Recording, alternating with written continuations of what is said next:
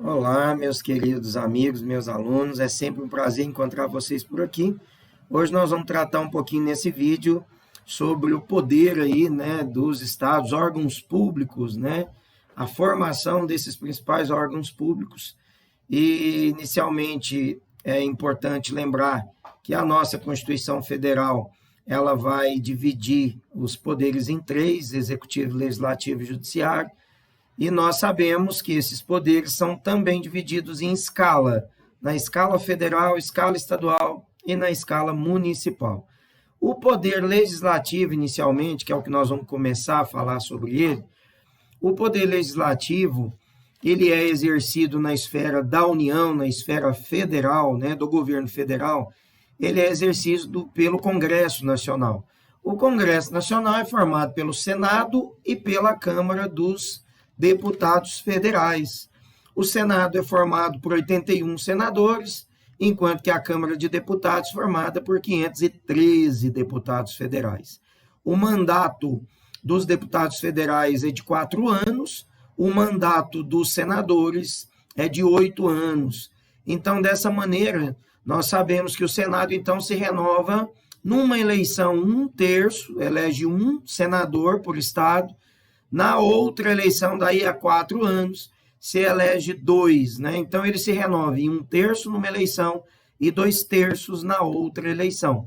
Cada estado da unidade federativa, né? Minas, São Paulo, Rio de Janeiro, cada um desses estados, eles necessariamente vão poder ter 3 senadores por cada estado. Então, numa primeira eleição, elege 1/3, a gente preenche 1/3 das vagas, portanto, elege um senador. Depois, mais 4 anos, se elege 2/3, né? Nós vamos ter a renovação de 2/3, portanto, elegendo 2 senadores por estado. No máximo, 3 por cada unidade da federação. O salário médio aí de um senador no Brasil é de R$ 33.763. O salário médio aí, né? Aquilo que é o salário que a gente chama de mínimo, né, para o deputado federal é de R$ 33.763, né? Então, R$ 33.763 é também o salário, né? É o mesmo teto dos senadores. No entanto, agregado a esse salário, eles têm todas aquelas ajudas de custo, né, gente? Então, tem o auxílio moradia, a verba de paletó, a verba de passagem, as verbas de gabinete.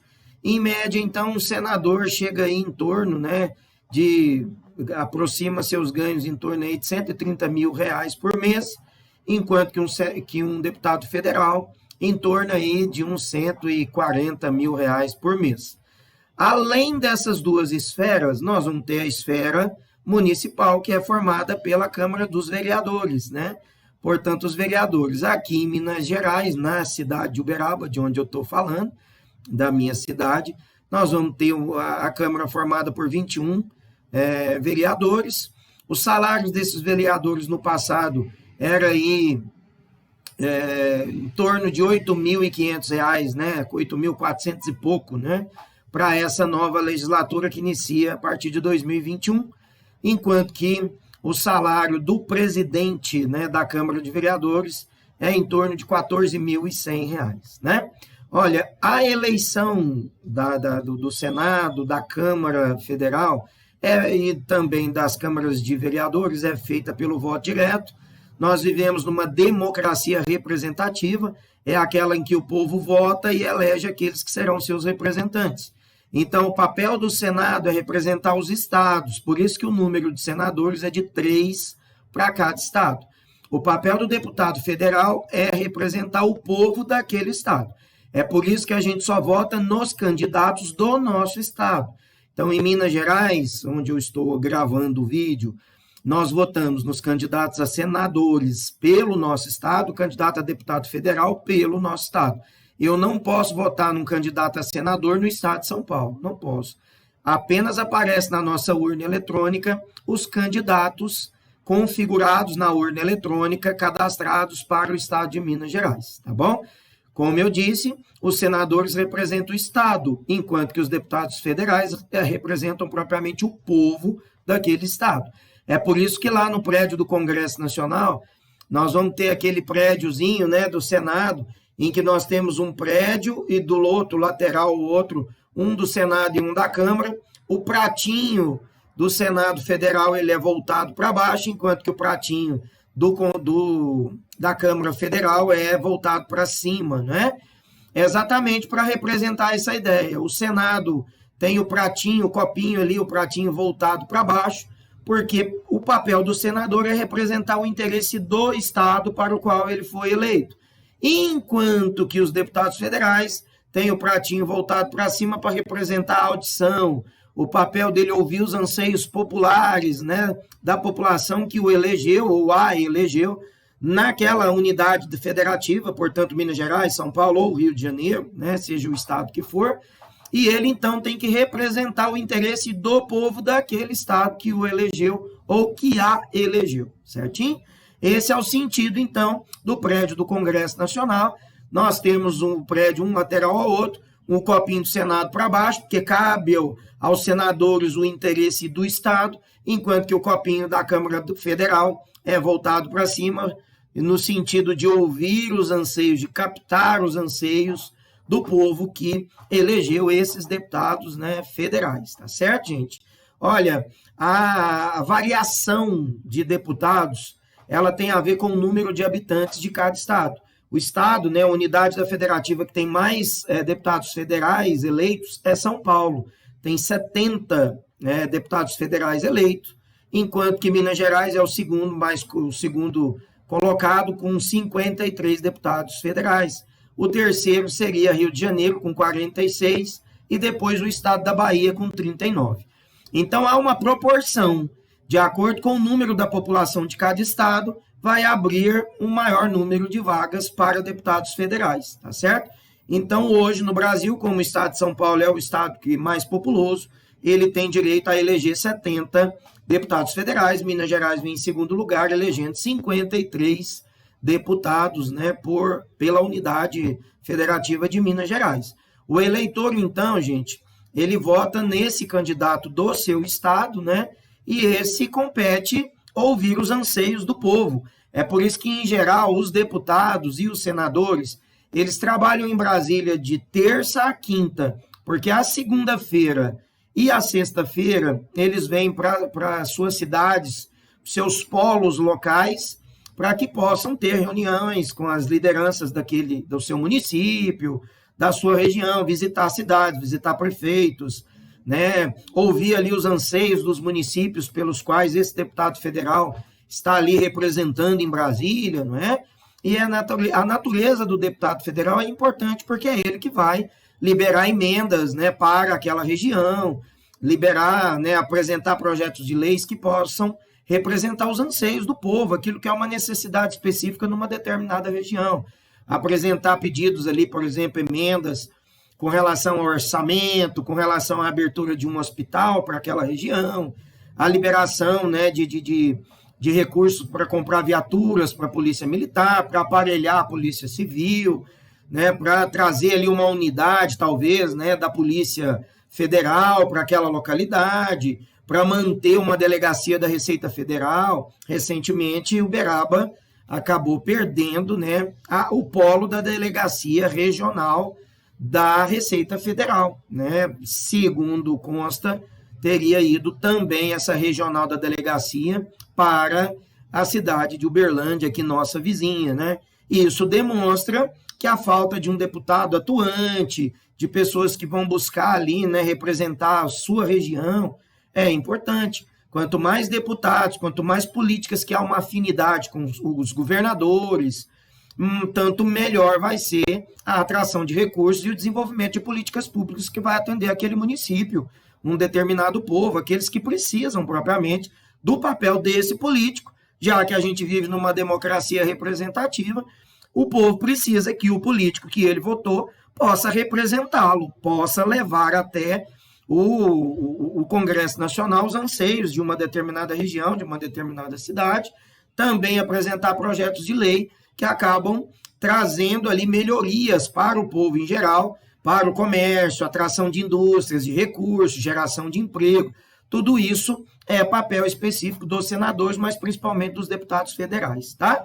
A Câmara, né, a Câmara Municipal, em Uberaba, como eu disse, ela é formada por 21 vereadores, tem o papel de fiscalizar o prefeito, apresentar também projetos de lei que possam melhorar as políticas públicas da cidade. Não? Há uma competência específica para cada. Então, às vezes a gente vê na campanha eleitoral o vereador falando que vai garantir a questão da segurança, o vereador falando que vai resolver o problema, por exemplo, da geração de emprego, e nem sempre isso é propriamente um papel de um vereador, né?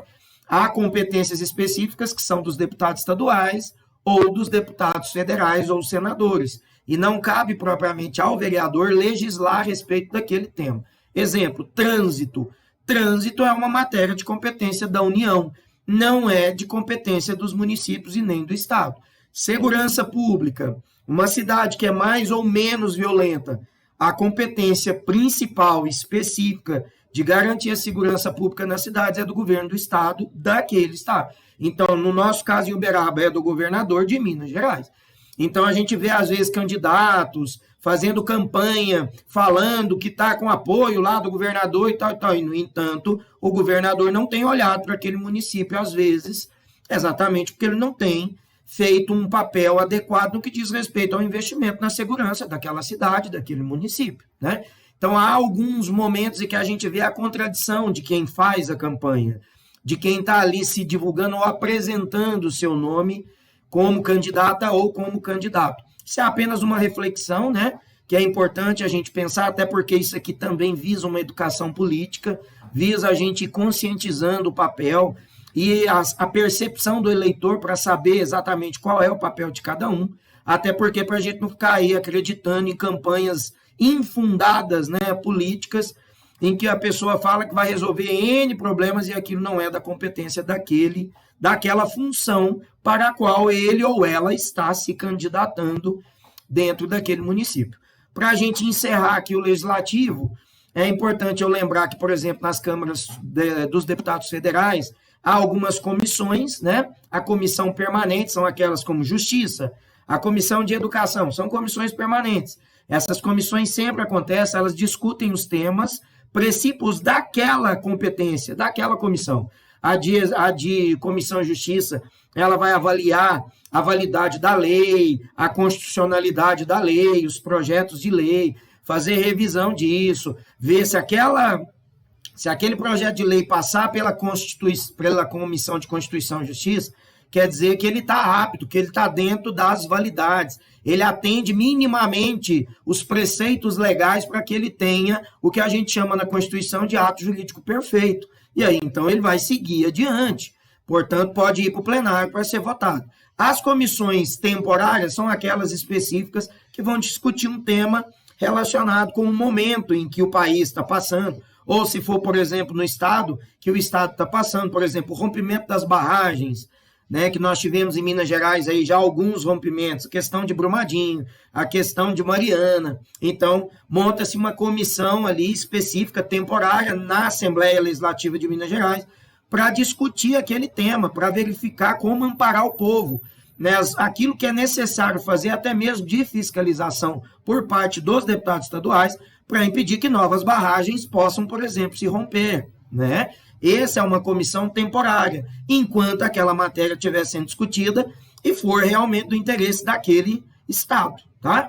E as comissões mistas são comissões que se formam, né, dentro da Câmara Federal ou das Assembleias Legislativas, com o sentido de discutir temas específicos, como, por exemplo, a política da mulher, a questão da segurança, a questão voltada, né, para orçamentos direcionados para programas de saúde, uma comissão, por exemplo, temporária, uma específica para levantar verbas ou para aprovar liberação de recursos durante a pandemia do novo coronavírus, né? Então, esses são também papéis que compõem a Câmara Federal, as Assembleias Legislativas, e os membros das Assembleias, dessas comissões, gente, também recebem verba a mais, possuem direitos, né, de acréscimos a mais nos seus salários, e também a contratação de novos assessores, já que fazem e desempenham papel dentro dessas comissões, tá certo?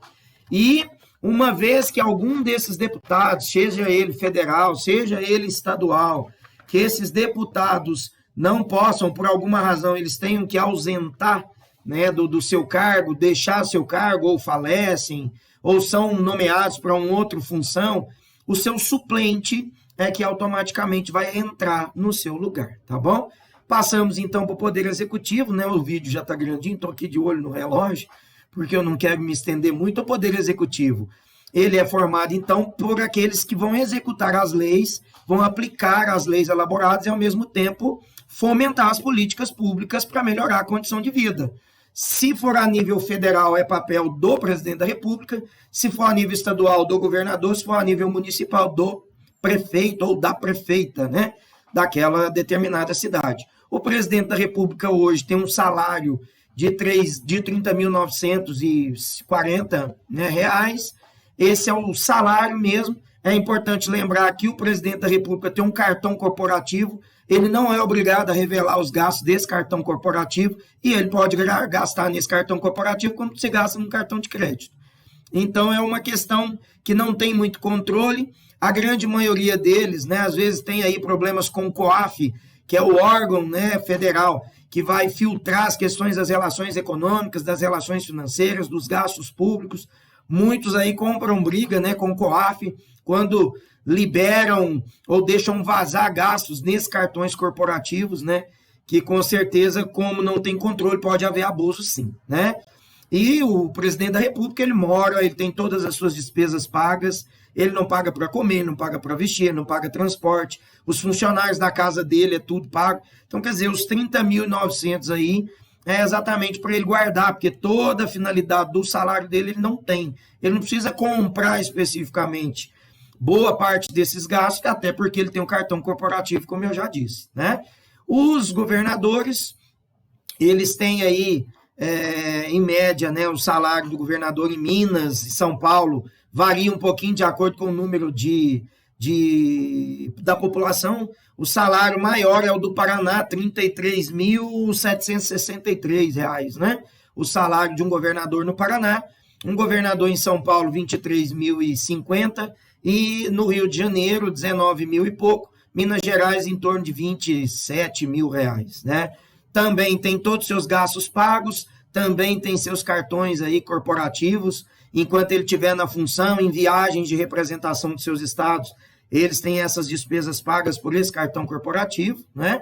E, portanto, é um salário que normalmente também não é muito utilizado, não é gasto, já que ele tem todos os seus outros gastos cobertos por parte de verba pública, uma vez que isso está incluído no orçamento de cada estado, assim como está lá incluído no orçamento da União, quando é o caso do presidente da República. Os prefeitos, né, tem aí, variam, né, os seus salários, prefeitos variam de salários entre 23 mil e pouco, 21 mil e pouco. Aqui em Uberaba, que é o caso onde eu estou gravando, no ano passado aprovaram um salário que era de 19.800, a nova prefeita eleita aqui vai receber 27 mil, né? Então subiram em sobremaneira o salário, né, do prefeito, da prefeita. Consequentemente, a gente depois reclama, né, de gastos públicos, de aumentos de gastos públicos. A gente vê o salário mínimo perdendo, né, seu poder aquisitivo a cada ano que passa.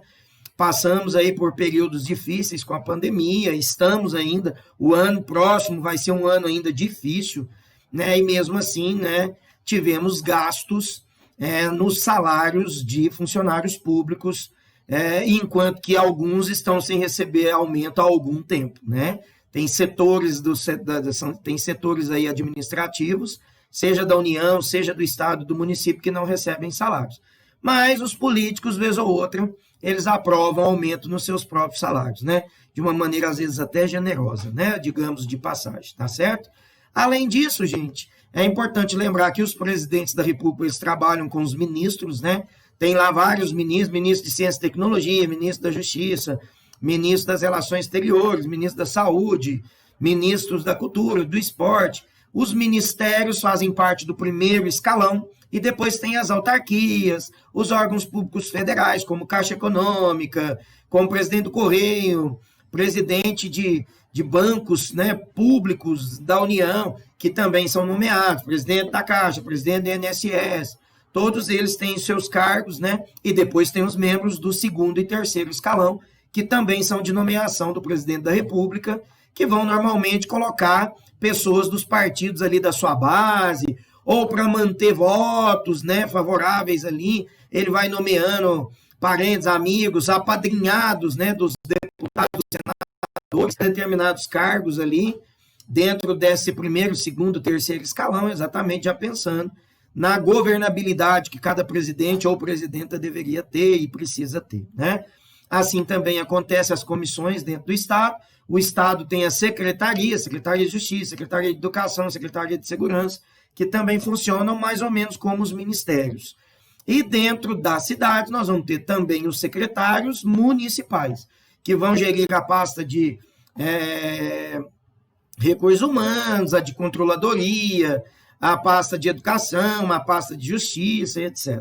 Além disso, também tem os cargos comissionados de primeiro, de segundo e terceiro escalão. Tem órgãos como, no meu caso aqui em Uberaba, do CODAL, que é a Companhia de Água, de Esgoto, de Saneamento Básico, que tem o presidente nomeado pelo prefeito. Nós vamos ter outras autarquias, como a autarquia esportiva do estádio do Uberabão, autarquias relacionadas, né, com os órgãos públicos municipais que têm cargos nomeados pelo próprio prefeito. Tá certo, gente? Essa é a estrutura, então, do executivo. Vamos para o judiciário, porque o vídeo já está ficando muito grande, eu estou preocupado com o tamanho dele, tá? Então, olha, o judiciário, gente, ele é formado por 3 órgãos também, né? Dentro do judiciário nós vamos ter o judiciário que é da União e o judiciário que é estadual. Dentro do judiciário da União, nós vamos ter, na primeira instância, vamos pegar Uberaba, Justiça Federal, subseção de Uberaba. Aqui em Uberaba nós temos uma área, né, territorial da Justiça, que é o TRF1, Tribunal Regional Federal da Primeira Região. Nós vamos ter o da Segunda Região, Tribunal da Terceira Região, da Quarta Região. Então, é dividida em áreas, né, em regiões. Aqui, no caso, né, do nosso estado, nós vamos ter o TRF1, em Uberaba, a primeira instância do Tribunal Regional da Justiça, Tribunal Regional Federal da primeira instância. A segunda instância ficaria, então, lá em Brasília, a sede do TRF1, né? Então, nós vamos ter o TRF1, que vai ser o órgão de segunda instância, que nós vamos recorrer em segunda instância. Ainda em Brasília, se preciso for, nós vamos ter a terceira instância formada pelo STJ, que é o Superior Tribunal de Justiça, e ainda uma quarta instância para matérias constitucionais, que é o Supremo Tribunal Federal, que é o STF, que tem muito frequentado o noticiário, porque tem sido sempre provocado a manifestar diante da ausência, né, do poder público aí, né, do governo federal, que se torna, às vezes, vamos dizer assim, inexequível, né? Ele não executa diretamente as políticas que competiria ao Poder Executivo, como no caso da pandemia, e aí, com as ações que são impetradas no STF, o STF acaba predeterminando, liberando, autorizando que algumas coisas sejam feitas, contrariando, às vezes, o próprio presidente da República, quando ele é ineficaz, ou quando a política dele não é aquela que caberia propriamente naquela circunstância, ou simplesmente quando ele não deixa, quando ele não faz aquilo que deveria fazer. Então, aí acontecem algumas intervenções do Poder Judiciário, depois de provocado por ações de partidos políticos, de órgãos federativos, da própria OAB, né, tem órgãos de classe que também ajuizam essas ações, já pensando que o poder público, o poder judiciário possa intervir para que as coisas não fiquem pior do que já estão. Tá bom, gente? Então, na esfera federal, nós vamos ter a primeira instância Uberaba TRF1, primeira instância, TRF1, né, em Brasília, segunda instância, que já é o órgão, né, de segunda instância da Justiça Federal e o STJ. Na Justiça Estadual, gente, nós vamos ter em Uberaba, né, partindo da cidade que eu estou fazendo, em Uberaba, a Justiça Comum, formada pelo Fórum Local, é um juiz que é nomeado pelo Tribunal de Justiça para ocupar uma função numa vara numa determinada cidade. Então, aqui em Uberaba, nós temos algumas varas judiciais e o juiz passa no concurso e é nomeado para assumir a sua função numa das varas judiciais aqui em primeira instância. Qual que é a segunda instância estadual? BH, Belo Horizonte. Nós vamos ter o Tribunal de Justiça de Minas Gerais. Lá, no caso, nós vamos ter os desembargadores, né? E a terceira instância, para recorrer de processos que têm origem na Justiça Estadual, a terceira instância seria o STJ também, e o STF, no caso de ter algum processo que violou a Constituição ou de matéria constitucional, que esses processos vão chegar inevitavelmente até o STF, tá bom, gente? Então, assim, a divisão, né, judicial, a divisão, né, da jurisdição, há competências específicas, né, para o Estado e para a União. Suponhamos, vou te dar um exemplo de cada. Suponhamos que nós tivemos um roubo na Caixa Econômica Federal. A competência para julgar esse processo, já que a Caixa é um órgão público federal, então a competência para apurar o crime, julgar o crime, é a competência da Polícia Federal e a competência da Justiça Estadual. Então, aconteceu em Uberaba, a Justiça Federal, subseção de Uberaba, é que vai ser responsável por julgar esse processo em primeira instância, tá? Se acontecer um roubo, por exemplo, no Banco Santander, na cidade, o processo vai ser apurado pela delegacia, né, da Polícia Civil em Uberaba. Esse processo vai para a Justiça Comum em Uberaba, no fórum local em Uberaba, e a segunda instância, Belo Horizonte, quando nós vamos ter o segundo grau jurisdicional para recorrer, e depois, se precisar, vai para Brasília. Tá certo, gente? Então, em média, aí, os salários, né, para a gente encerrar, os salários, né, de um juiz, aí, ele vai variar de estado para estado, mas é em torno aí de entre 27 e 33 mil. O salário de um desembargador em torno também de 33, 34 mil. Se for para os ministros do STJ ou do STF, em torno aí, né, salários em torno também de 30 mil e pouco, né? 34 mil, acho que é o teto máximo. E também tem as suas verbas de acréscimos, né, gente? Esse é só o salário, mas existem alguns outros acréscimos que esses juízes, né, que esses ministros do STJ e STF também vão agregar ao seu salário, tá bom? Olha, o vídeo ficou muito grande, eu vou terminar por aqui. Eu acho que ajuda bastante a conhecer a função desses órgãos, né, governamentais, cada um deles, até para você responder prova ou citar intervenções no seu texto de dissertativa aí no Enem ou nos vestibulares, tá bom? Eu agradeço vocês que estiveram comigo, façam os exercícios, né, seguidos a essa aula, e a gente se vê num próximo vídeo aí, tá? Dentro em breve. Um abraço, tudo de bom, e obrigado mais uma vez pela presença de vocês.